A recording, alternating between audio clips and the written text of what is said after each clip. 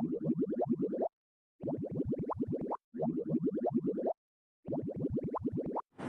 नमस्कार दोस्तों, आप सभी का फिर से एक बार स्वागत है मेरे चैनल नीचे एक्वेरियम में। तो सबसे पहले जो है हम अपने टैंक की लाइट को ऑन कर लेते हैं। जिसको ये चीज़ समझ में नहीं आई वो ऑटोमेटिक एक्वेरियम लाइट वाली वीडियो को जाकर देख लेना, इजीली समझ में आ जाएगा। बाकी ये एक WRGB लाइट है जो कि स्पेशली मेरे टैंक के लिए मैंने कस्टमाइज़ जो है करवाई थी। आपका टैंक छोटा है, बड़ा है, आड़ा तिरछा जैसा मर्जी है, आप अपने हिसाब से डिज़ाइन करवा सकते हो। कितनी वाइट चाहिए, कितनी ब्लू, कितनी रेड, ग्रीन, सब अपने हिसाब से आप एडजस्ट करवा सकते हो। तो कम्प्लीटली कस्टमाइजेबल है, ठीक है। तो वो वीडियो भी मैंने डाला था, आप उसको जाकर चेक कर सकते हो, जिससे आपको ये पता चल जाएगा कि ये कारनामा हमने कैसे किया है, ठीक है। तो टॉपिक के बारे में बात कर लेते हैं। जैसा कि मैंने लास्ट वीडियो के एंड में बताया था कि आज हम जो है बात करने वाले हैं टिन फॉइल बार। टिन फॉइल बार, टिन फॉइल बार बोलते हैं कई लोग, तो कंफ्यूज होने की कोई ऐसा ज़रूरत नहीं है। टॉपिक को स्टार्ट करने से पहले मैं आप लोगों को बताना चाहूँगा बनी कार्ड के बारे में। तो अगर आप सस्ते और बढ़िया क्वालिटी के एक्वेरियम प्लांट्स जो है लेना चाहते हैं, चाहे आप बिगिनर हैं, इंटरमीडिएट हैं, एक्सपर्ट हैं, हर तरीके के प्लांट्स वहाँ पे अवेलेबल होते हैं at a very less price. On top of that additional discount जो है वो आप लोगों को मिलता है मेरे लिंक से। डिस्क्रिप्शन में सबसे ऊपर आपको डिस्काउंट लिंक मिल जाएगा, आप उसके थ्रू जाएंगे तो एक्स्ट्रा डिस्काउंट आपको मिलेगा। और कुछ आपको वहाँ पे काफ़ी प्लांटेड एक्वेरियम वाली फिशेस की वैरायटी भी जो है वो मिल जाती है। तो डू चेक आउट द बनी कार्ट, ठीक है। फटाफट से टॉपिक पे आते हैं। लास्ट 2 वीडियोज़ हमारी काफ़ी लंबी थी। तो भैया इसका जो ये है साइंटिफिक नेम है वो मैं आपको स्क्रीन पे शो कर दूंगा। ये तो मुझे पढ़ना आता नहीं है, बट हाँ, इस फिश को एक्वेटिक जेंटल जाइंट के नाम से जाना जाता है। तो क्यों जाना जाता है जेंटल जाइंट के बारे में नाम से, इसके बारे में मैं आपको आगे जो है बताऊंगा। सबसे पहले हम बात करेंगे अपीयरेंस एंड लाइफ स्पैन के बारे में। तो दे कैन ग्रो क्वाइट लार्ज, इसीलिए ऑब्वियसली जाइंट का नाम जो है वो आया है। जैसे जाइंट ग्रामीज होती हैं, ठीक है, वो उसे भी आप जेंटल जाइंट वैसे कह सकते हो। तो क्यों कह सकते हो उसके बारे में बात करेंगे। तो इतना बड़ा होने के बाद भी quite large in captivity as well, यानी कि जनरली ये होता है कि नेचुरल एनवायरनमेंट में फिशेस जो है वो बड़ी होती हैं, बट ये नॉर्मल टैंक्स के अंदर भी जो है हो जाती हैं। उसके बावजूद ये एक ऐसी फिश है जो मेजरली हर फिश वैरायटी के साथ, ब्रीड के साथ, चाहे वो एग्रेसिव हो, सेमी एग्रेसिव हो, जेंटल हो, सबके साथ जो है रह लेती है, ठीक है। So their striking appearance and playful behaviour makes them a delight to watch. तो यानी कि इनकी चंचलता को आप कह सकते हैं, जिसकी वजह से मतलब काफ़ी अच्छी जो है लगती है। अगर आप मतलब टैंक के सामने इसको बैठ के देख रहे हैं, काफ़ी मतलब बढ़िया एक जो है एक्सपीरियंस मिलता है। कई रीज़न्स हैं। एक तो फास्ट मूविंग फिश है, प्लस फिर इसके कलर की बात करें तो जो इसकी बॉडी है वो कम्प्लीटली मेटेलिक होती है, और काफ़ी जो इसके बॉडी के ऊपर का जो स्केलिंग होती है वो काफ़ी बड़ी बड़ी होती है। और मेटेलिक कहने से मतलब ये नहीं कि it's not just a silver, but एक प्रॉपर जो क्रोम टेक्सचर आता है ना, जिसके ऊपर आपकी चीज़ रिफ्लेक्ट करती है। जैसे मान लो ये टैंक है, तो टैंक के सामने अगर मैं कोई ऐसी चीज़ रखूँगा, अगर वो ग्लास की हो या सिल्वर कलर की, तो पूरी टैंक की इमेज उसके ऊपर आएगी। तो सिमिलरली इसका मतलब टेक्सचर इतना अच्छा होता है कि जैसे मेरा ड्राइंग रूम है ये, तो उस तरह से धूप पड़ती है तो उसके बॉडी के ऊपर का रिफ्लेक्शन वहाँ पे नज़र आता है ज़मीन पे, जब मैंने वो फिशेस रखी हुई। तो इस तरीके का एक काफ़ी अच्छा देखने का मतलब लगता है। अगर इसके ऊपर कोई डिफरेंट कलर की लाइट पड़ रही है तो वो डिफरेंट कलर की दिखती है फिश। तो इस तरीके का इसका बॉडी टेक्सचर होता है।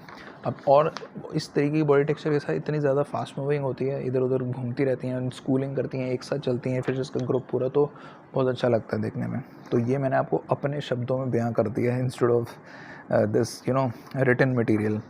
तो बाकी इनका टेम्परामेंट जो है वो काफ़ी शांत होता है, ठीक है। अब बस इनके साइज़ के साथ एक दो प्रॉब्लम है, मतलब दो प्रॉब्लम नहीं है, एक अच्छी चीज़ है एक प्रॉब्लम। अच्छी चीज़ ये है कि इतनी ज़्यादा क्वालिटीज़ होने की वजह से, क्योंकि इसका टेम्परामेंट इतना जेंटल होता है, तो बिगिनर के लिए एक अच्छा सेटअप है। लेकिन साथ के साथ क्योंकि मैंने बताया इनका साइज़ बहुत जल्दी बड़ा हो जाता है, तो वहाँ ये बिगिनर के लिए थोड़ी सी प्रॉब्लम आ जाती है कि बिगिनर के लिए इतना बड़ा टैंक 4 फीट 5 फीट 6 फीट का टैंक रखना जो है थोड़ा प्रॉब्लमेटिक होता है। तो ये एक नुकसान वाली चीज़ है। तो फ़ायदा नुकसान दोनों। It has a large silver scales, मैंने आपको बता दिया। लाइक उसका नाम ही इस वजह से पड़ा है, तो इसको इसीलिए टिन फॉइल बार जो है नाम पड़ा है। Reflects the light as it swims. अच्छा, हाउएवर इसके अंदर गोल्डन और येलो कलर की टिन फॉइल बार भी जो है देखने को मिलती है। उसका भी बॉडी टेक्सचर बिल्कुल सेम होता है। तो बस यही है, उसमें मेटेलिक जो है वो रहता है, लेकिन मेटेलिक के साथ ही थोड़ा सा गोल्डनिश या फिर येलोइश शेड जो है वो आ जाता है। All of their fins are translucent, यानी कि फिन्स जो हैं वो बिल्कुल ट्रांसपेरेंट भी नहीं होते और ओपेक भी नहीं होते, वो ऐसे होते हैं उनके अंदर से थोड़ी बहुत लाइट जो है पास हो सकती है। तो आपके सामने अगर कोई फ़िश है, उसका अगर मान लो ये फिन है, तो आपको उसके आर पार हल्का फुल्का दिखेगा। ठीक है जी। Translucent and have some red coloration, ये चीज़ बड़ी प्यारी लगती है इस फिश की। एक तो क्रोम जैसी पूरी बॉडी, मतलब मेटेलिक शाइन में, और फिर ऊपर नीचे और पीछे जो इसका इनके जो क्लॉडल फिन्स होते हैं या डॉर्सल फिन्स होते हैं, तो जिनको क्लॉडल फिन नहीं पता वो बता दूंगा, जो पूंछ होती है उसको क्लॉडल फिन बोलते हैं। तो वो रेड कलरेशन के अंदर जो आ जाती है, जो कि बहुत ही मतलब प्यारा लगता है कि पूरी सिल्वर ग्रे फिश और रेड कलरेशन साथ में, तो हाईलाइटर का काम करता है एक तरीके से। So their dorsal fins are tipped in red, whereas their pelvic and anal fins are almost entirely colored in bright red। तो ऊपर का जो डॉर्सल फिन है वो थोड़ा डार्क रेड टाइप होता है, और जो नीचे के बेली के इनके जो फिन्स होते हैं या फिर पेल्विक एरिया के, वो आपका ब्राइट रेड कलर के होते हैं। And their caudal fin also bright red, तो जो पीछे पूंछ होती है वो वाइट रेड ब्राइट रेड होती है वो भी, और वी शेप होती है। ठीक है, वो वी शेप इसलिए होती है, वो उनको अलाउ करती है फास्ट स्विमिंग के लिए। बाकी इनकी बॉडी में जितने भी फिन्स होते हैं वो सारे शॉर्ट होते हैं और ट्रायंगुलर शेप के होते हैं, जो कि अगेन बहुत प्यारे लगते हैं। They can grow up to 14 inches in, मतलब कैप्टिविटी, यानी कि घर में टैंक में, तो जो कि ऑब्वियसली बहुत बड़ा साइज़ है। 12 इंच का पूरा वो बड़ा वाला स्केल होता है। ठीक है। In aquarium stores they are usually sold as juveniles, यानी कि जो बहुत छोटी छोटी होती हैं इनको तभी बेच दिया जाता है। उसका रीज़न ये है कि अगर ये बड़ी बड़ी जो है वो एक्वेरियम के अंदर रखेंगे, ठीक है, तो एक तो बड़ी फ़िश की कॉस्ट ज़्यादा होती है, तो लेने वाले कम होते हैं, और बड़े टैंक्स लोगों के पास कम होते हैं तो भी लेने वाले कम होते हैं। छोटी फ़िश कोई भी ले जाएगा, और ऑब्वियसली जिसको नहीं पता, जो बिगिनर लेवल का बंदा है, उसे दुकानदार इजीली चिपका सकता है, और एक ही टैंक के अंदर दुकानदार बहुत सारी फ़िशेस को जो है स्टोर करके रख सकता है। तो वो उनके लिए काफ़ी फ़ायदे वाला सौदा हो जाता है। जहाँ से वो आ रही हैं पीछे ब्रीडर से, वहाँ से ट्रांसपोर्ट कॉस्ट भी कम पड़ता है, सब कुछ। तो समझ रहे हो ना, मतलब मोटा मोटा कहने का मतलब ये है कि वो ज़्यादा से ज़्यादा फ़िशेस रख सकें, इसीलिए वो छोटे साइज़ की रखते हैं। और जिनको इन फ़िशेस के बारे में नॉलेज नहीं है, उन्हें भी वो ये फ़िश फटाफट उठा के जो है चिपका सकें। बाद में जब वो जाके घरों में बड़ी होंगी, तब भी दुकानदार की सेल बढ़ेगी, या तो वो उस फ़िश को इन्हें वापस दे करके जाएगा और ये उसे महंगे में बेचेंगे, या फिर ऑन टॉप ऑफ दैट वो बड़ा टैंक लेकर जाएगा जब फ़िश बड़ी हो जाएगी। तो फ़ायदा ही फ़ायदा दोनों तरफ से। They will quickly grow to their full size, so it's best to start in a larger tank. अगर मतलब आप लोगों को रखनी ही है तो फिर आप बड़े टैंक में ही रखो, सो दैट आपको बाद में ये प्रॉब्लम्स जो है वो ना आए। तो वही लोग लें जिनके पास ऑलरेडी बड़ा टैंक है, दैट्स माई रिकमेंडेशन। उससे आपको बाद की प्रॉब्लम्स का सामना जो है नहीं करना पड़ेगा। They require warm waters with lots of room to swim, tons of water movement. Water movement की यहाँ पे बात मैं इसलिए स्पेसिफिकली हाईलाइट करके बता रहा हूँ, क्योंकि जैसे हमारी लास्ट कुछ वीडियोज़ जो हैं वो बेटा से रिलेटेड थी, जहाँ पे स्ट्रॉन्ग वाटर करंट नहीं चाहिए होता। इसके केस में हमें स्ट्रॉन्ग वाटर करंट की रिक्वायरमेंट होती है। ये फास्ट मूविंग फ़िश है, इसको पानी भी फास्ट पसंद है, और ये लेक पॉन्ड वगैरह में नहीं, रिवर्स में पाई जाती हैं। ठीक है, तो with right aquarium condition tinfoil barb can live up to 10 years. तो ऐसा रिकॉर्ड है, ऐसा पाया गया है कि घर के टैंक्स के अंदर भी ये 10 इंच के साइज़ तक जो है, 10 साल की उम्र तक जो है ये ज़िंदा रह लेती हैं। और अगर इनको हम इनके नेचुरल हैबिटेट की बात करें तो 18 से 20 साल की इनकी रेंज जो है वो रहती है। टिनफिल बार्ब वर्सेस बाला शार्क। यहाँ पे मैं बाला शार्क का नाम क्यों ले रहा हूँ, कहीं गलती तो नहीं हो गई? नहीं हुई भाई।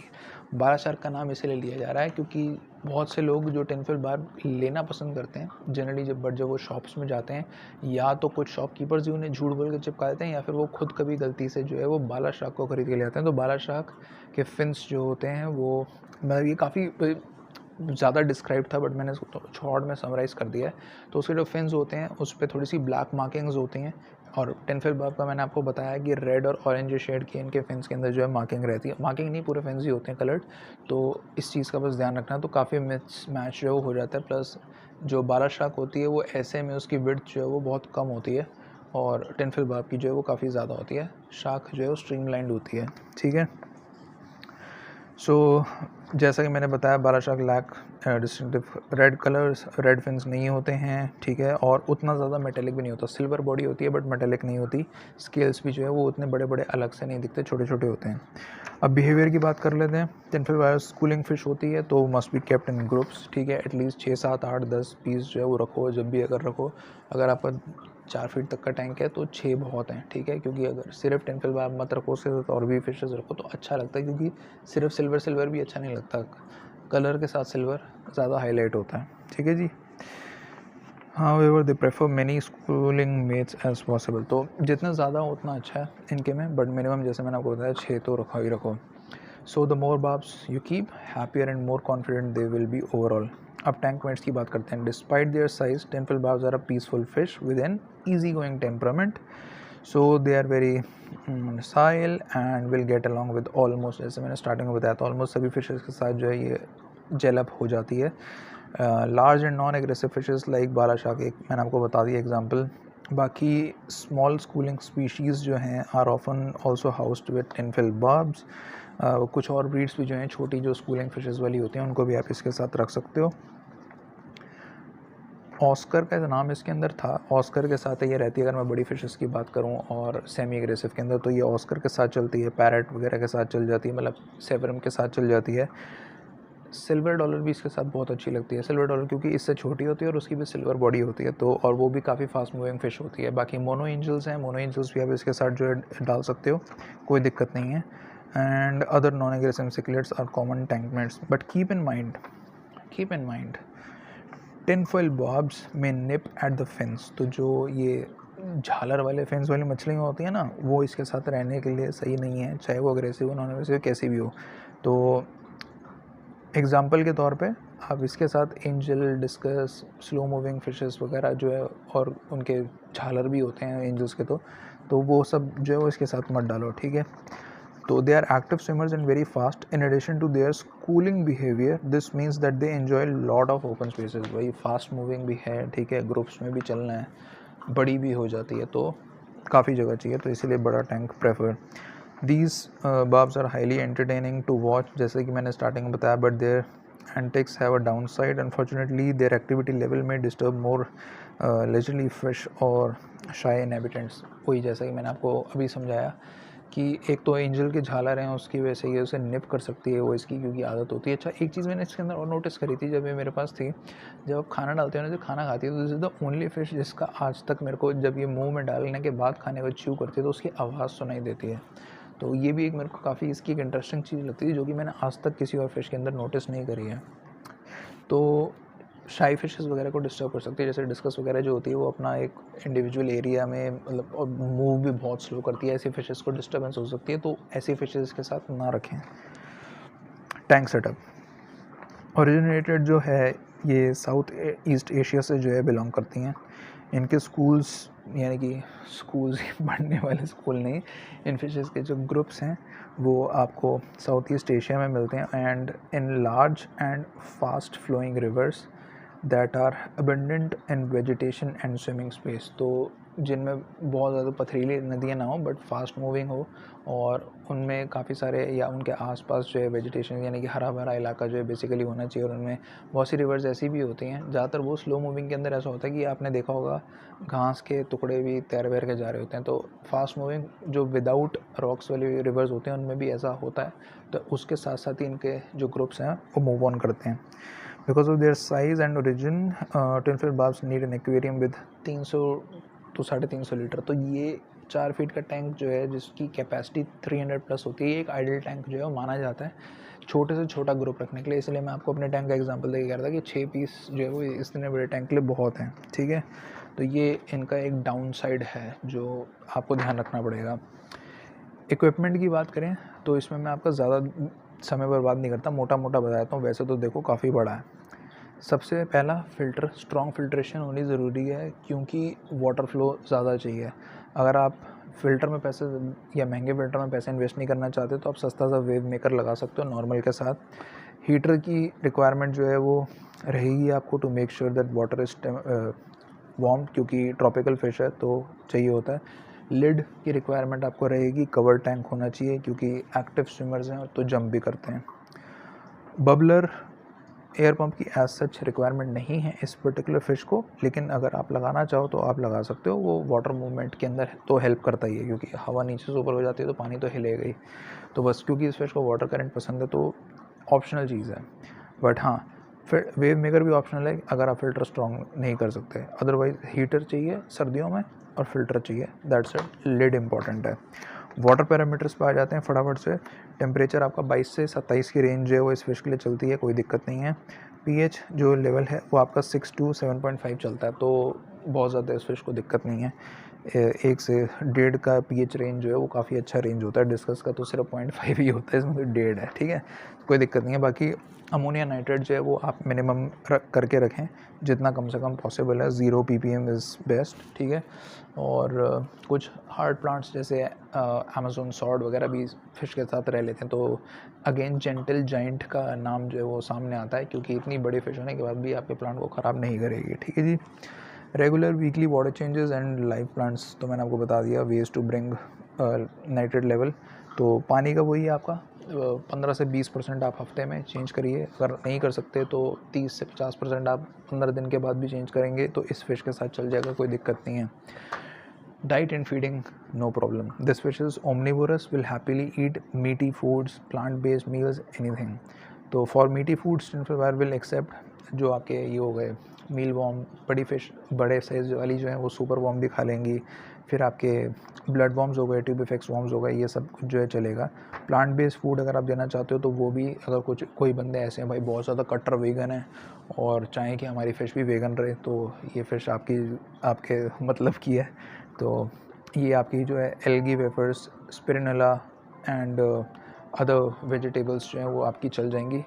सॉरी अलार्म बज गया था, लाइक एक बार बहुत पहले भी किसी वीडियो में था। एनीवेज, तो यही कंप्लीट इन्फॉर्मेशन जो है टिनफिल वाइब के ऊपर। आगे भी और वीडियोस जो है अभी आने वाली हैं, और मैंने इन्हीं कपड़ों में 3 वीडियो जो है निपटा दी हैं। तो कभी कभी टाइम मिलता है और मैं इकट्ठे फिर जो है जितनी स्क्रिप्ट्स बनाई होती हैं सारी एक साथ ही जो है कर देता हूँ, तो उसके लिए थोड़ा मुझे क्षमा कर देना। एंड हाँ, एजे एक्वेरियम शॉर्ट्स जो हमारा चैनल है उसको प्लीज़ सब्सक्राइब करके उस पर 1000 सब्सक्राइबर पूरे करवा दो जल्दी से जल्दी, सो दैट हम उसके ऊपर भी वीडियोस डालनी स्टार्ट करें। And that's it.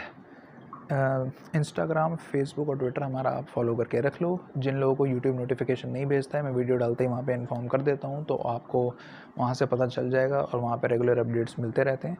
That's it. Information अच्छी लगी हो तो please subscribe the channel, like the video and share as well. Thank you so much for watching and have a nice day.